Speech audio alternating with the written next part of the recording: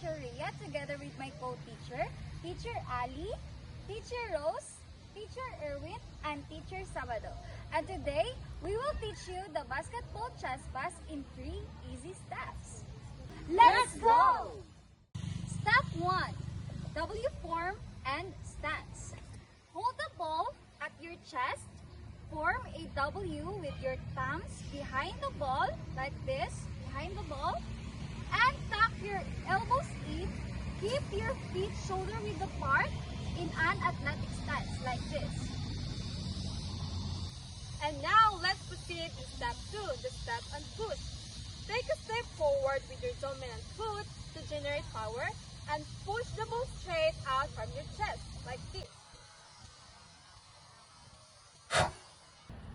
Step 3. Snap your wrist. Your thumb should end up pointing down to the floor and your palm should face out, like you're telling the ball to go that way. So this.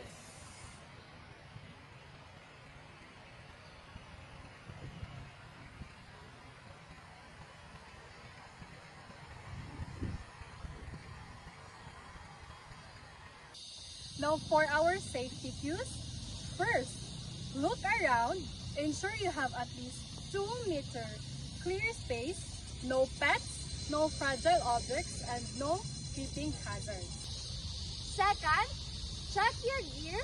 Make sure your shoes are tied tight, no slippers. If a basketball is too heavy for indoors, use a ball of rolled up sacks. Third, listen to your body. If your wrists or shoulders hurt, stop immediately.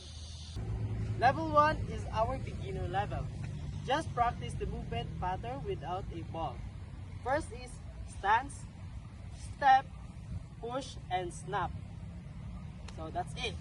Again, stance, step, push, and snap. So.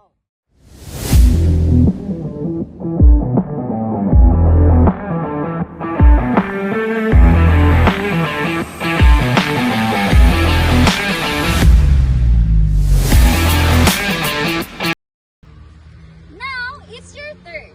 Film one of your favorite progression and tag me in our Google Classroom. Stay safe and have fun.